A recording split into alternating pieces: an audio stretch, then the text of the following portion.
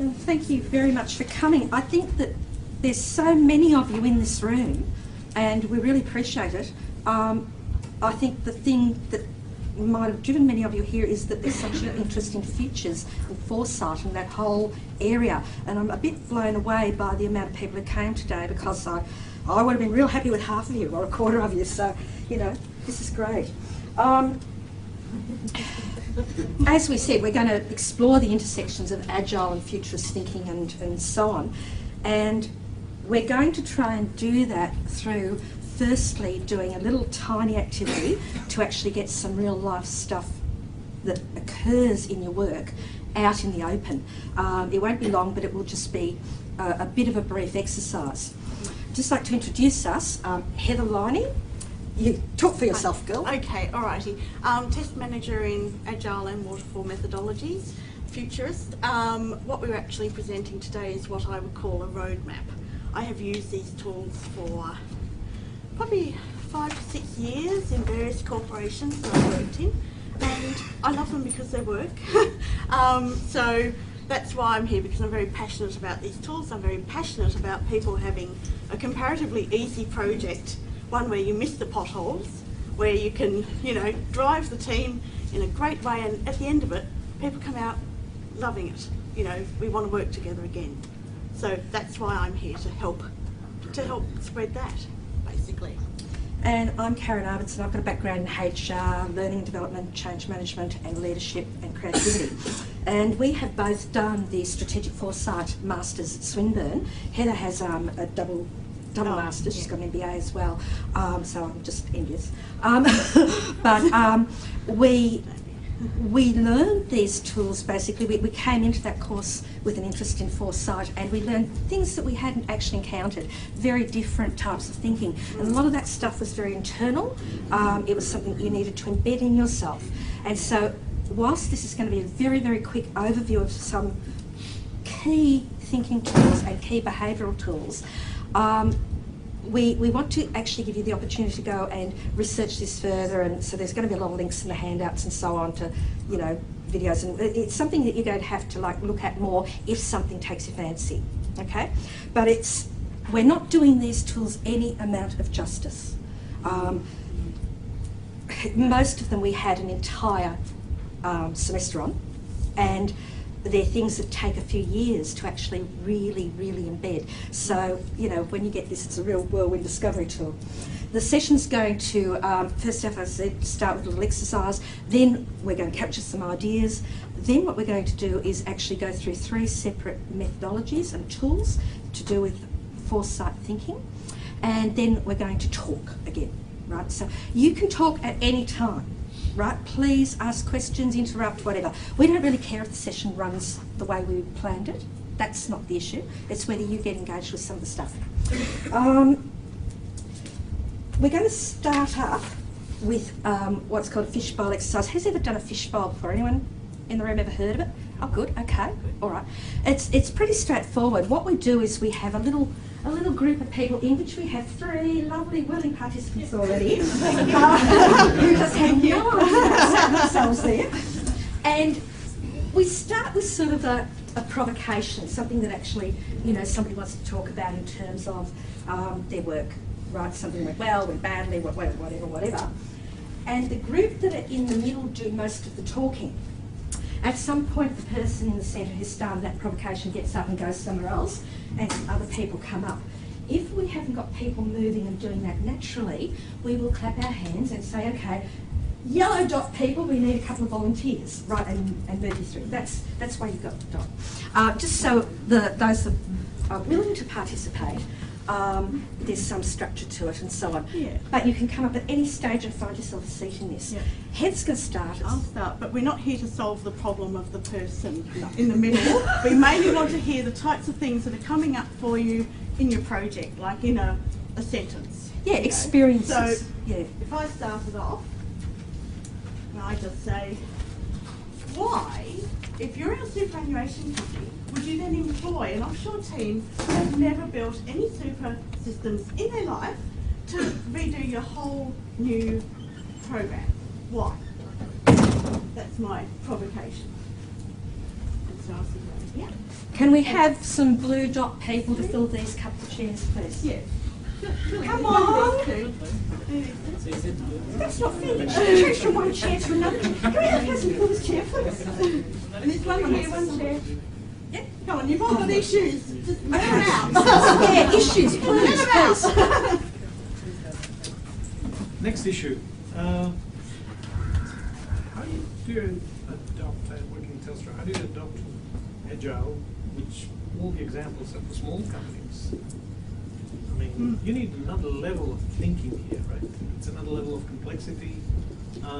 You're talking one, possibly two orders of magnitude, larger team. You're not talking like half a dozen people. You're talking 24 or half a dozen teams, kind of thing. So how do you go about that? Okay. Fishbowl people, something that's gone on in your experience. We need to answer, or I need No, just bring your issue. Yeah. Another person interview, please. I have a serious personal problem. Well, why? I mean, the burning question today is we've been estimating in Agile for like several years. Why do we estimate when we know that we can't make those estimates? You can't reach them. Yeah, you estimate a card and you know that it's not going to finish in that point, or no matter what you have your estimation method. Good. Okay.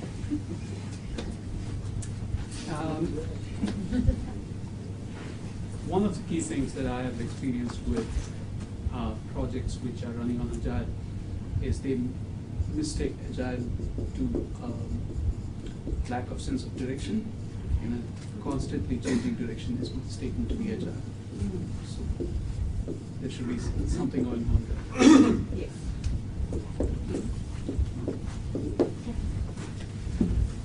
I'm just wondering why we put our names to something that we know we can't achieve. Okay. Got more seats? Come on. Outsourcing and offshoring, again, similar to the first question, how are we going to handle it, challenges we face, and how we overcome them. So come on, you all work on projects. There's issues we know.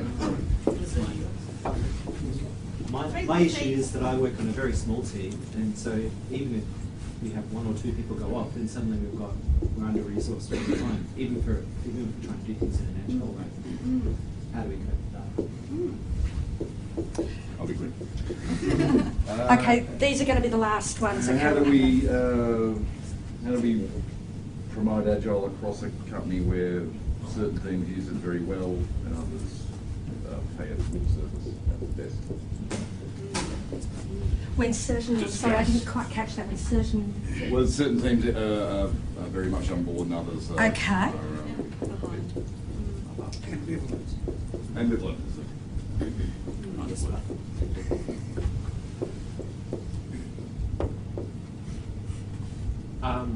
So how do you do Agile when lots of your tasks involve an external ICS group that has a turnaround any time between 1 day and 4 months? Patiently. Right. Okay, thank you very, very much for that. There will be a chance to bring up other issues later. It's not like finished. We just want to get you started and actually have something on the board that maybe we could actually look at some of the tools in relation to, rather than them just sitting there as a PowerPoint and a talk fest. So that was that. Okay. We're going to start out looking at a concept of integral theory or integral thinking. Has anyone heard of that? Right. Okay. Well, I can do anything now. You'll believe it. It also relates to a model, which, if you can get it in your mind, is far more complex than this. It's really three-dimensional, and there are many, many aspects that belong in it. It leverages from many different sources and brings these things together. So ARQUEL is how we say that bit at the end. Does it stand for something, or is it actual words? Yep. It is. It does stand for something, and I'll get to that. But firstly, I want to tell you a little bit about this very, very, very clever person by the name of Ken Wilber. And Ken is the chap who sort of mapped all this together. He was trained as a biologist, actually, but he covers psychology, science, deep space theology, philosophy. He's delved into all sorts of areas and discussed this over like his entire lifespan virtually, with experts and with lots of readings and bringing this together. And he tried to bring together an integral concept of how individuals, people themselves, and the world and their environment that they go into tends to work. He tried to sort of like, you know, put this together in a framework where we could start to actually think about it, and by thinking about it, actually recognise and have a language to deal with it. So it leverages from things like personality type. Who's had a personality type instrument done? 1 million people? I won't ask you if you remember exactly what personality type you came out as, or anything like that, or if you remember much about it. But these things feed into the Arkwell model. It stands for all quadrants, all lines, all states, all types, okay? And that will come clear to you. We just have a look here. We have an I, a we, an it, and an it's. And I and me, I mean, I'm a really complex, messy individual with all sorts of internal stuff going on.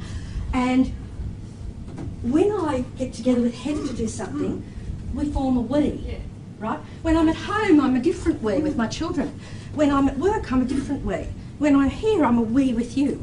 So you can imagine how difficult that is then to actually start moving in very coordinated directions.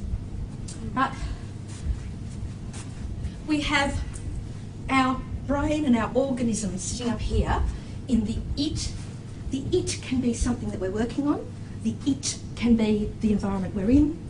We have different historical things that have actually been looked at within Arkwell. When Ken Wilber started putting this theory together, he went right back to, like, you know, the beginning, you know, and looked at cells and organisms and the earth, how it was developed, and he dropped out here into these 4 quadrants, the aspects that he found, and he ordered them. Now what I've done is I haven't like made the slide even harder to understand by dropping them out in order, but they fit into these categories here. We have a culture and a worldview, and I imagine, you know, we understand that. We have our social system, or we have the systems which have been implemented at work, right? And that affects how we function. It can actually overcome that one. You know, it can overcome that one. It can drive us to do things that we didn't want to do.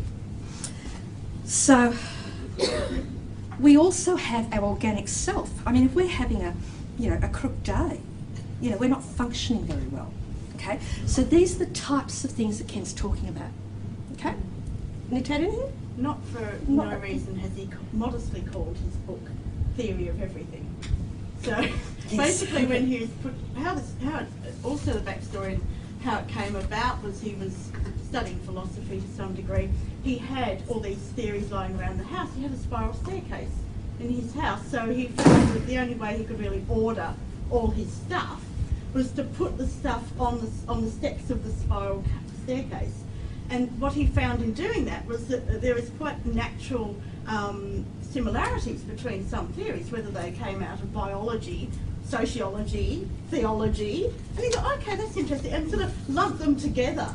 And eventually he found he could actually group a lot of theories on all of those stairs. He said, hang on, I'm onto something here.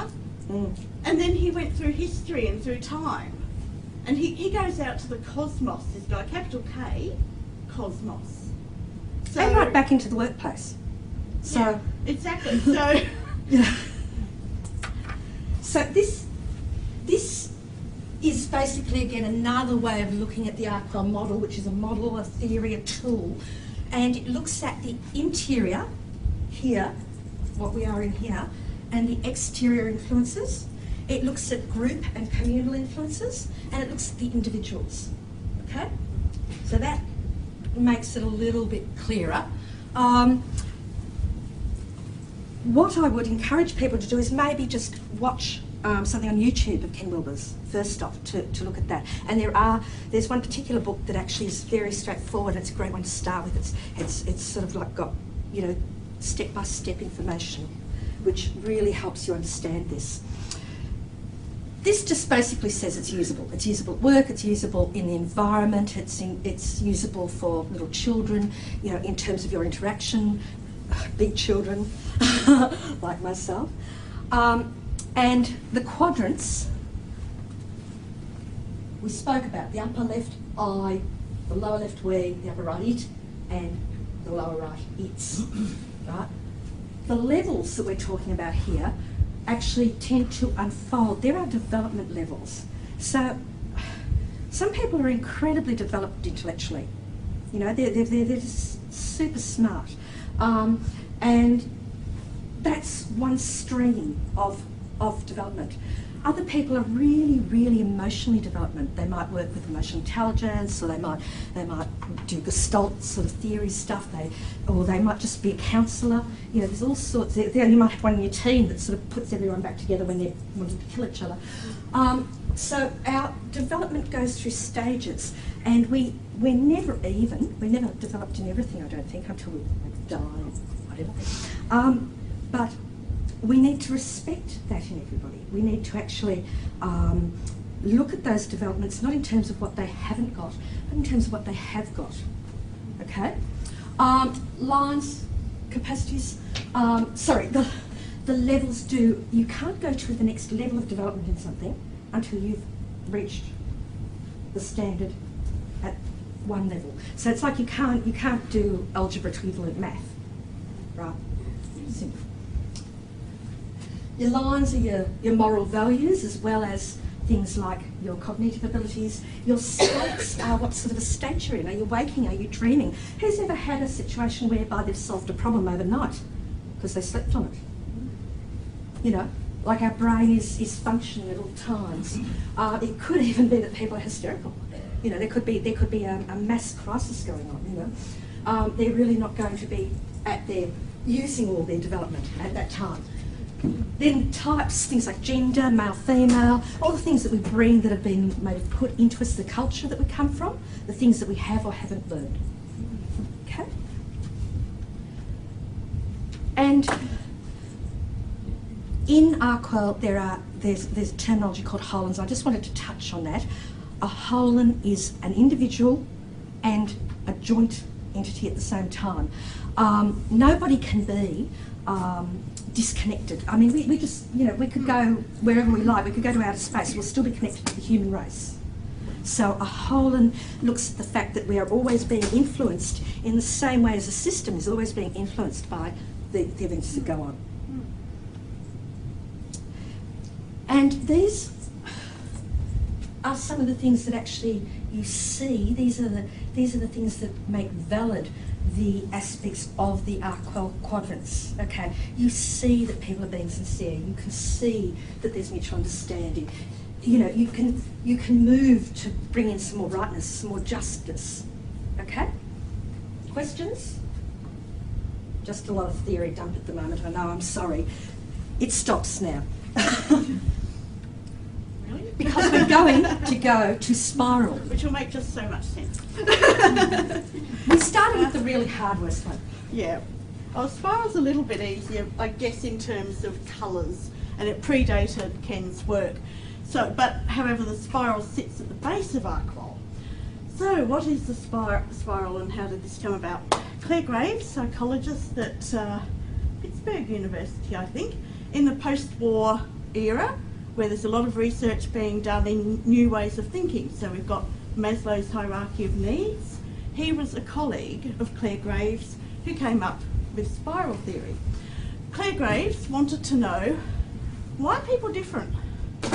And why do some people change and others don't seem to? How do we understand the people and the context in which we operate? And in doing that, he kind of jettisoned a lot of the sociological and psychological theories that were going around. But he did say, hang on, what if I joined some up? He was able to do a lot of research, which isn't really possible as much today. He surveyed thousands of people across the world, got them to fill out surveys and collated the results and so on. He found that there are basically 7 levels of development within the adult population. And so he argued that these levels started at a low base and moved through, and every upward spin of the spiral was the new level emerging. So I'll just go through the levels for you, and I want you to be thinking about how this might apply to you, how it might apply to parts of you, maybe your family, your team, your organisation, because that's exactly what he meant it for, not as a personal thing necessarily, but to apply to all sort of levels of the society that you're in, so you could understand. And how it might apply even to those issues that you're encountering, you know. Now, oh, I'm driving? Oh, yes. Drive. Page up? Oh, do you want me to drive? Oh, just click.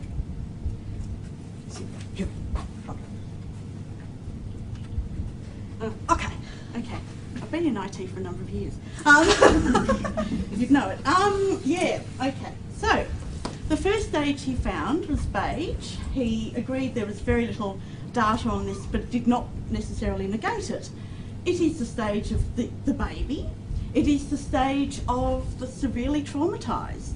It is the stage of Asperger's and dementia. It's the stage of basic survival. I eat, I sleep. That is it. It is actually within all of us. It is a stage we have to be in and pass through in order to be born to grow up. The next stage is purple. This is something we might now start to relate to. Tribes, feudalism. There's one person at the top usually, be it the king, the scrum master. We have the Druids, we have symbols, we have rituals. We come together. We are us. We are community.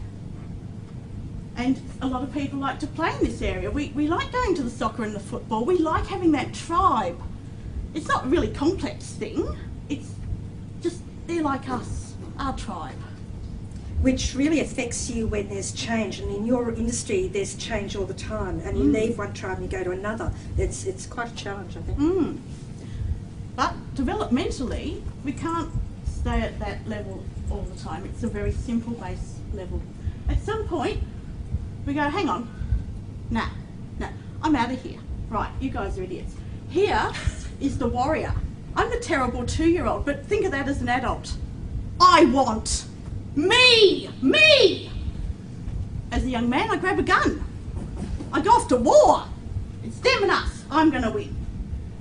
But the good part of Red is, at least it allows explorers to go halfway across the globe and discover new worlds. It leads to action. And it's our fight or flight syndrome. If we didn't have it, we wouldn't live very long. So this is a stage we can all get into. Most of us come into this stage. Rules, school, you will do. Now notice we've got a bit of a pattern starting here. The ego drove the last colour, red, but blue is a community collective. This is how we do things now. This is how we run our society. Because if we don't run our society along these lines, anarchy. So we agree on rules, and we agree to obey the nice policemen, and we even put them in nice blue uniforms. So, you know, it's not a coincidence. Were they listening to Spiral? I don't know. But, you know, after a while, you know, that kind of pals as look, there's rules, there's regulations, I think I know better. I'm actually smarter than you guys. I'm not sticking around for your rules and regs, okay? I'm out of here. I'm off to run my own company. I'm off to make $1 million. I am every rich bastard you know. Money drives me, ideas drive me. And I'm going to rock this world. Now, capitalism, I think you can see that we've got upside, downside. very much where a lot of our society in our world is at today. We are at orange. This is our developmental level. It's neither good nor bad. There's no judgment about these colours. It's recognising it. And this is where the tool is for you to make use of it. Some of your organisations will be back in other colours, and we do use those other colours. Once we've got through those development levels, as I say, we haven't lost them. We're using them at times, okay? Whether we're using them well or not. But then there's people who don't buy consumerism. They don't want stuff anymore. Something happens sometimes. You might see it in your friends, or you might have experienced it yourself. I've certainly seen it in people when they have children, or when they might move to another area or something. It's just, hang on. Or, look, I've been buying stuff all these years. You've got a beautiful car, lovely house. I don't feel fulfilled. There's something wrong with my life. You know, I might have to go on a spiritual journey or something. People tend to gravitate into their next level of existence, which is green. Okay, so green for environmental and all those things, but green for the collective. Again, we're at a community centre again. We're at grassroots. And we've still got activism. It's not that we're all, you know, floating around on cloud nine, all our problems are solved. Actually, all our problems are only just starting, because, my God, our food systems, the earth, you know, the whole place is becoming a mess, and now I'm becoming activated. So, as you can probably see, a lot of people are also in our community at this green stage. Now, the interesting thing with the colours here, as you can see, you're probably sitting there thinking, oh, that's my organisation, or, oh God, no, and, you know, I know people who don't understand these hippies up at Tacoma, you know, what the hell are they doing protesting against McDonald's? This is the clash between the colours. If you've already come up the spiral, you can see what's gone before. And this is what happens at yellow. It's what Claire Graves called second tier. What it meant was there is a realisation when you start moving into this way of being that, hang on, I see that there's been stuff before me. Obviously you don't have to be exposed to spiral dynamics to do this. You simply have an awareness that I was different then, and I was a different person here, and they're different as well. I have come through stages. It switches on, but also you start seeing beyond the horizon, and it can be really scary because you've now moved beyond where most of your work colleagues might be, your organisation. Things aren't fitting anymore. You've moved up the spiral. Now, a lot of people at yellow become spiral wizards. You've got the knowledge, okay, try and fix and make a healthy community, a healthy workplace, you know, a healthy society. And that's when you've got some indications you're at yellow, or your friends at yellow, you know. They, it's that personal growth that you go through. You're also, of course, thinking at that systems level. So you probably develop an interest in systems theory, and it suddenly just starts. Do people fall down the spiral? Yes, absolutely. Okay. Yeah, yeah. This is part of the beauty of the model. A lot of psychometric type models say you're there, and you might read it and go, oh, I agree with this, but I don't. I mean, they're as good as your astrology chart, really. So, in terms of how you relate to them, what Claire Graves argued was, we move up and down the spiral. Parts of us can be in different parts of the spiral about different things. So, you know, you might be talking about a subject you think is perfectly, you know, innocent, like gay marriage or something, and a friend of yours who you've previously classed as, you know, just like me, says, it's wrong. You know, it's wrong that these people are doing this. And you're like, whoa, you know, where did that come from? And it might be that it's a value from another part of the spiral that they still hold. And there's nothing wrong with that, it just explains to you, okay, that's what's going on here. One of the values of it is if you can very quickly, if you've got a language for something, if you've got a tool that you've got to know, you can actually not so much get blown away by this sudden change or this issue that's arising, but you can actually map it and say, well, I see where that's coming from, and the way that I deal with things like that is, right? Because it's no good knowing this stuff and not having, and the way I'm going to deal with it is, you know, you need to be thinking, and these are tools to embed within yourself. You know, For many of us, the tools are already within us to some degree. We haven't formalised them. We don't call them anything. We just say, oh, I've got a friend who is, I don't know, Jewish or something. They're like this. You meet another, oh, I wonder if, you know, they're the same. Or like, we all do this automatically. This organisation, oh God, there's some atmosphere here I don't like. It reminds me of, you know, maybe as you're going through this, you're going, oh, you know, that makes sense because I'm in this, you know, really harsh rules environment, and I'm not like that. When she said green, I just thought, well, yeah, I'm really involved in my community and my children, and gee, maybe that's why. So it doesn't solve things for you in that, you know, direct sense, but it helps you understand. and it helps you understand that you can get shoved back down the spiral. Yeah. You might suddenly be confronted with something that makes you behave in a red manner. Yes. You know, and is that valuable? Is that actually the best way to solve whatever's going on? Graves argued that you should really, to be healthy, develop yourself at all levels, whatever they be, and that might necessitate you going back to those levels to perfect them. Final level, well, Graves found the final level, but Wilber has since said, oh no, there's coral as well, and more beyond that. Highly spiritual level, you're at one with the globe. You're the Dalai Lama or Gandhi.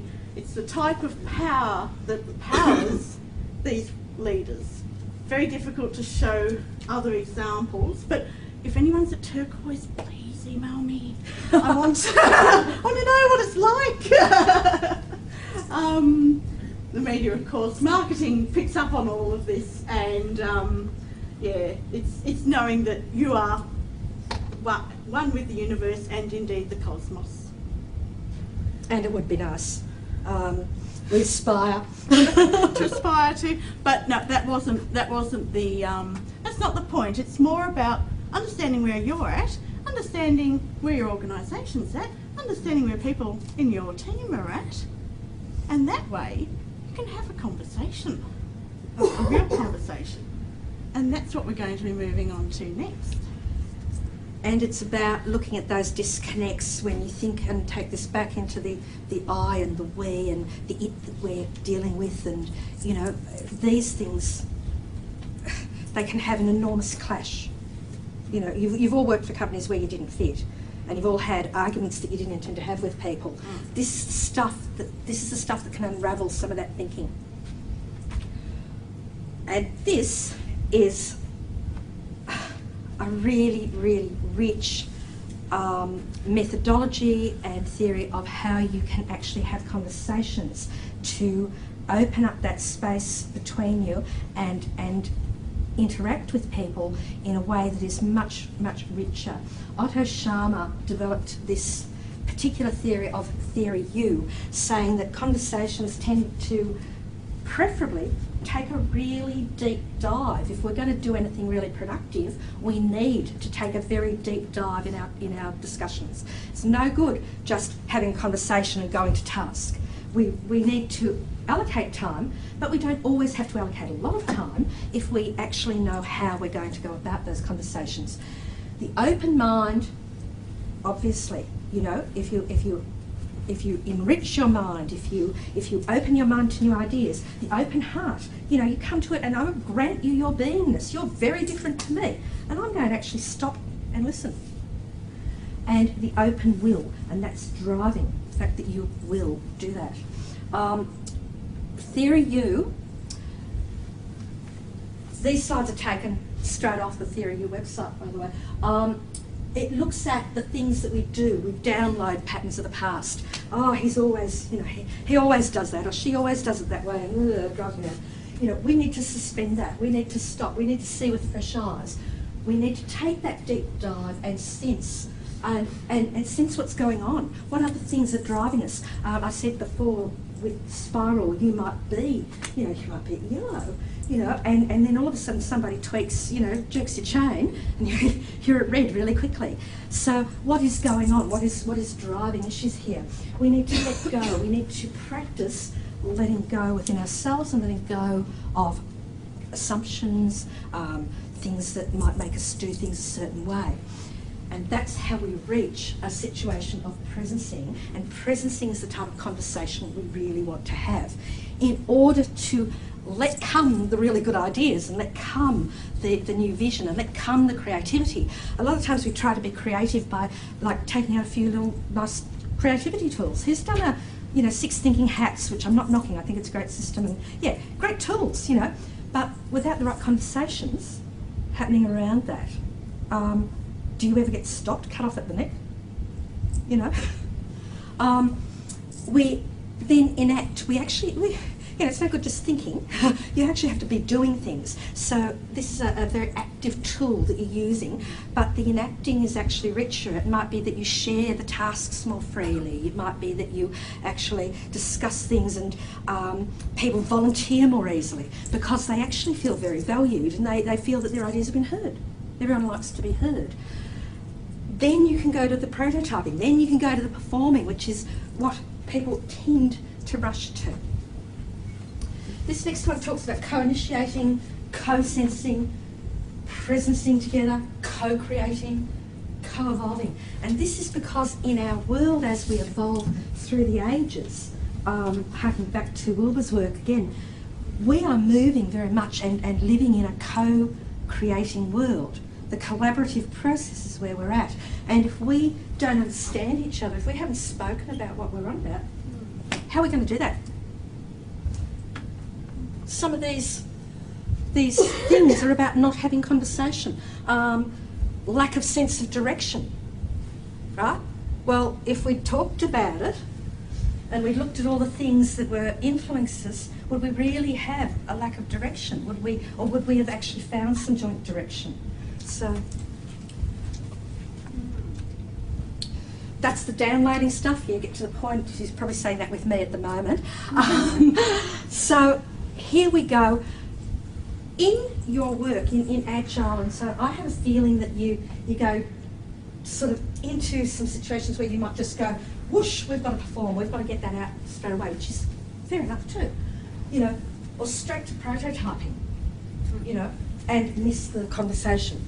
How do you do an external ICS? Sorry, where was it? Turn around in one day, it's 4 months, straight to it. Yeah. The pressure that you're under means that you must do the pre-work with yourselves to actually facilitate an environment where you can have a very deep conversation quickly. And that can be done. You can establish that relationship, but it actually starts with you understanding that and not getting driven down the spiral, into an area that you don't want to be. Getting stressed, Often we work with institutions that are in crisis and the emotions come out. And the reason there's so many slides here is basically just that I want you to be able to look at them later. It's not that I want to talk through every slide. I'm actually just getting them there for you to have a look at later, because there is no way you can actually reach a state of presencing with me right now. But I wish you would. Organisationally, this one talks about creating an ecosystem of innovation, but a true ecosystem, okay, where you have many less disputes. So I was just going to say, if you go back to the first, that one, yeah. So just to sort of, add an extra bit I was just thinking of when I was first looking at this theory someone put it to me this way: you're in a meeting. So at the top of the you might just be downloading. So you're just sitting there, taking on board what I say. Whatever. But you might, if you're lucky, be in an organisation where you're moving down into a much deeper engagement. So, okay, so have you got a solution for that problem? How about your team? How are they going? There's, active involvement. We're actually all engaged in the meeting, and this is a good, healthy thing, yes? But Otto Sharma argues we should really be for a peak team experience, to get into the zone, to be in flow, however you want to put that, and I hope we've all had that experience. I certainly have myself. To be in that connected place, we can move down into a sense of presencing where we actually have our minds connecting. We are actually on the same page, is the cliche.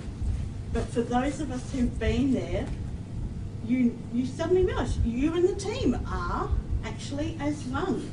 And this can be done through conversation, believe it or not, through a meeting. I have done this in half an hour we had to get a team of people into the bottom of the U, into a presencing situation, and put us on the same page. Now, if you can do that once with a team, you can do it again and again. Imagine if each Agile meeting was at this level. You know, it is something that builds your team, the strength in your team, like no other tool. To a certain extent, we're talking about naming the elephant also, because we're quite goal-driven creatures. We actually don't like to just waste our time. You know, like it's not all touchy-feely, wussy. You know, this presencing is actually about getting the things that we value done, right, as best as we can. Getting that surprise moment where, like, the thing's going to be better than what we thought because you had an idea. Let's go with that. You know, we never would have thought of that. So it's not a piece of learning or a piece of thinking that you do that you haven't got a practical aspect to, and you don't get the joy of presencing unless there is an outcome coming from it. Otherwise, it's just some reading, you know, or some thinking, and it goes nowhere. Yeah, but also like getting the joy of it, it does take a little work to get to that level, and you have to consciously do it. It's not just gonna, it might happen one day, but you know, if you've got something that will actually be a tool that you can use to make it happen, then you know there's much more chance it's actually going to happen through your agency. And frankly, you are the tool in all of these areas. That the more you develop yourself, you know, it's a lot of work to actually do this. This slide we just felt was so beautiful because it shows what a project can actually look like when you do something well within the U. It's about holding that space really tightly, reconnecting. Like the next day we come in and, you know, my cat got run over last night or blah, blah, blah, you know, and you can actually get back into that conversation. A lot of organisations, and I won't terribly pick on not-for-profits, but a lot of not-for-profits feel that they have got that, you know, open heart stuff going on, and yet in actual fact they haven't. You know, have you worked in organisations or on projects where, you know, people thought they were doing one thing and they just weren't, you know? So this is the rising up. This is the really strong stuff that can come out of it. The stuff that you say, wow, gee, that was so much better than I expected. Questions, please. Any questions? This is just a concept of the Integral Institute and what sort of things it works on: ecology, sustainability and so on. Okay? We will put the slides up. I'd like to go back now, if I could, to some of these questions. Small team absences equaling trouble. Thinking through, say, spiral. If we go back and think about what might make a person absent. I'm not asking you to say the colours or anything like that, but what makes people be absent? Apart from being sick. Yeah. Boredom. Sorry? Motivated. Not motivated, yeah. And there we have like lots of little subsets of like what made them not motivated. Yeah. Motivation, hygiene, factors in HR. Hygiene not enough. And not enough hygiene, yeah. Yeah, example, I don't know, things like salary too low, or perception that So the you're whole health of the contributing HR more department? than, yeah, which is kind of the motivating and urging factors? Yeah. Stress. Yeah, they had a boss brought in over the top of you because like somebody had worked with them somewhere else and bang, they put them in, yet, you know, your team and you and so on were probably the best fit. Well, Definitely. you know, that's what we're getting at I here, mean, think. and if I can spiral it, small team absences, I mean, that says to me there's a lack of tribe in that team. We haven't got even the purple. We certainly probably don't have a green community spirit. We probably don't have a blue, you know, you'll be there. Maybe we do, you'll be there. Yeah. Or else. Or we have blue so strongly that the system's, you know, the tail's wagging the dog. You know, like we know that we have to have somebody with a certain title to do this. Yeah. You know? And if the absences are due, you know, maybe not to the person's sickness or whatever, but their resources are just taken away the whole time, how can you build even your first level? You try, you know, and then get through blue and then get through orange and get to green and, you know, how can you travel together? I got the feeling that this stuff, how can we estimate when we can't reach them? That was something that came out in a couple of ways. Am I right? Well, it's about the test hitting manager. deadlines, isn't it? Yeah. Yes, it's about overestimating. It's about playing the game. And that's certainly not, you know, that's not a presencing moment if we're playing the game. So how do we actually change that? You know, what conversations, you know, do we have to bite the bullet? Do we have to put our head on the chopping block? Sometimes we do.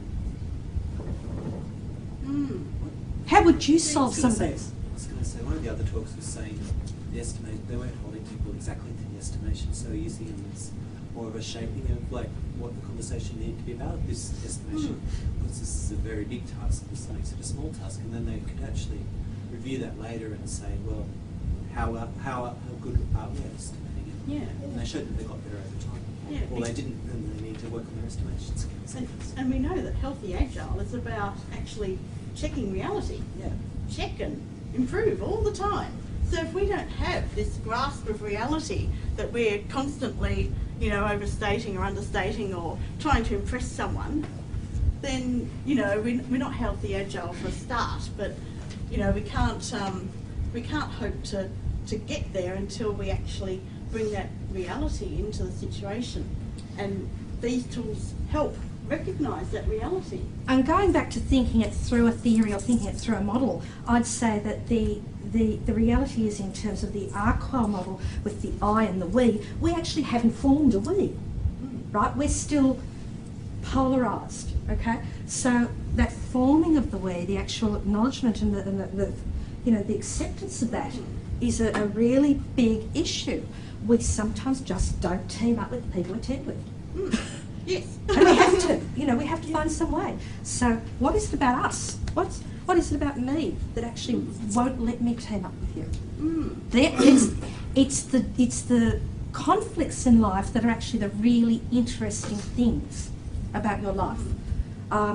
If you can actually stomach dealing and thinking about what you don't like, that's a real key to where you may need to develop in yourself and work out what it is that's, you know, that's hitting you in the face that you don't like, but also develop tools or learn theories or learn ways of actually working through that, because some people just annoy you. Yes, and that's the way it's going to be. But hey, And at that's least you can interesting. understand why, and that does help, believe me. I mean, to me, this is absolutely on topic today because the different talks I've been to this morning with the rest of you, and that, you know, the people issue just comes up time and time again. To me, you know, God, I've got 15 years in IT at least, and before that in community groups, and I have to tell you that it's never the technology that's the problem. The technology doesn't threaten to resign on Friday afternoon. The technology doesn't complain of bullying, etc. It's the people. It's the people in the team. If you can't get your stakeholders on board, if you can't get, you know, that team coalescing together around the issue that, you know, you're going to have to deliver this project in 10 weeks, you don't have a project. Hey, look, the vendors deliver the software on time. That's great. It's the people. These are tools for the people. This is stuff that... This interests me. Yeah. Yeah. Well, sorry. I was reading over the things you said, and who said this? Adopt a small company thinking in a large company. Oh, Telstra. Yeah. Yes. I mean, like, Yeah. okay, so I'll throw it back to you. How would you get that small company thinking going in a large company? What is it that might need to be done? What, you know? Small teams. I mean, I know Telstra. But what was good about the small teams? You know, like, why were they good? Why would you want to do that? Why wouldn't you want to just, like, barrel on? Like, you know, it's, if we go back into here, right, I'm presuming, rightly or wrongly, tell me if I'm wrong, that, you know, what you liked about the small team was that this stuff happened. You know, there was no big mono-institutional power. There was no, the rules went away, the bloom went away. Is that right? You can bring everyone on board on the same page. Because you'll go beyond something, some teams just a little behind or when left field. You have to cooperate with them, but they're on a totally different page. Now there can be actual, like, intellectual barriers there to overcome, but rather than there being this, you know, they might know or not know certain things.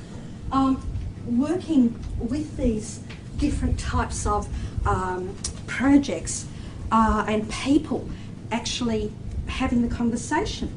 You know, have you ever said to somebody like, I'm not sure you quite get what I mean, right? Or, you know, have you just gone out of the room and thought, well, I don't think they really got what I meant? Totally different issue.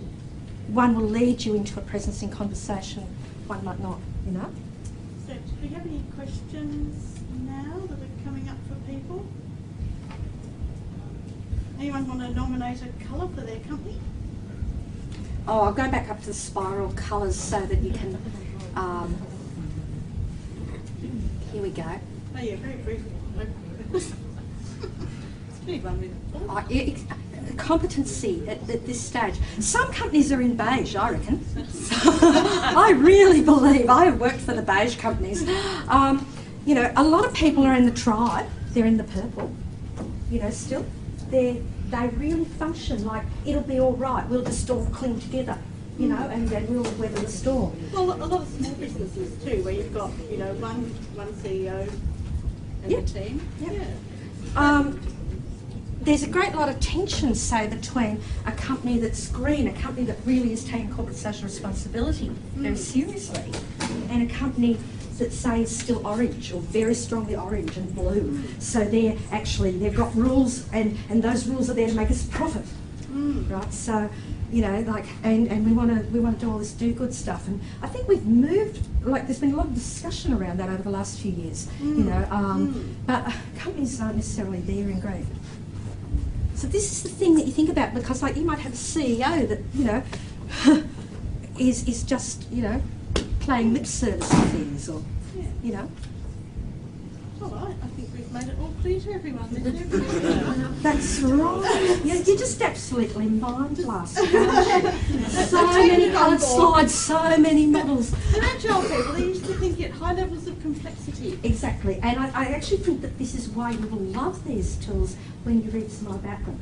I can only encourage you, because I'm terribly anal and terribly interested in anything that's really complicated, and once I start to unravel this, which, you know, involved quite a lot of work, then the revelation and the behavioural change started to happen. I sort of see why things in my personal life might have been different, or, you know, how I could do things differently at work, why the arguments that might have happened and normally turned me on didn't happen. So that's it. Any questions? Because I'm quite happy to finish the session now, if you're not gaining anything out of it. Still downloading practical steps. to go Practical through. steps? Yep. Practical steps, firstly, is to start with the one that really you liked today, okay? So if there was something there that, like, you thought, okay, that made a bit of sense, start there. Because these theories interconnect, and because a lot of the work that's been done has been jointly done or has been communicated, you can move to other parts. You know, watch some videos. You know, they're a nice, easy way of embedding some thinking. And then move through, I would actually say that the Arkwell, the integral theory stuff is so incredibly rich, but it's a lot to take on board because, you know, it was very tip of the iceberg there. Spiral's a nice one to start with, and theory U, because those conversations in the other material that you can access actually do give you quite clear examples of behaviours, because that's what you're asking, is behaviours. Yeah, and in theory U, I mean, it's a conversation you can start having with team members and saying, do you reckon we're getting enough out of meetings? Do you think we could do better? You probably find people are on board. Hey, I've got a solution. It will start the conversation, and you may decide to do it, to try it out. See what happens. Yeah. We're done. you. We're happy. Well, we've been swapped by. Yes, well, we are. We're just about on time, so thank you very much.